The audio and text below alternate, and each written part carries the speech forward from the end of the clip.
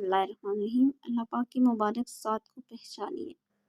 फ़र्ज़ कीजिए एक शख्स आपसे कहता है कि इस शहर में एक कारखाना है जिसका ना कोई मालिक, ना इंजीनियर, ना मिस्त्री। सारा कारखाना खुद बहुत कायम हो गया, सारी मशीनें खुद ब खुद बन गई और बहुत सारे पुर्जे अपनी अपनी जगह पर लग गए। खुद ही सब मशीनें चल रही हैं और खुद ही में अजब अजब सी चीज़ें बनकर निकल रही हैं। सच बताइए, जो शख्स आपसे ये बात कहेगा आप हैरत से इसका मुंह तकने लगेंगे। आपको ये शोभा होगा कि इसका दिमाग तो कहीं खराब नहीं। और ऐसी बात एक पागल के सिवा कौन कर सकता है। और की बात छोड़िए, ये जो बिजली का बल्ब आपके सामने है, क्या आप ये मान सकते हैं कि रोशनी इस बल्ब में आपसे आप आ गई। ये कुर्सी जो आपके सामने है, कोई बड़े से बड़ा आदमी आपको कि ये खुद ब खुद बन गई। ये जो कपड़े आप पहनते हैं, ये किसी अलामा के कहने के ऊपर आप इसकी तस्लीम कर लेंगे कि ये खुद ब खुद ही तैयार हो गए हैं।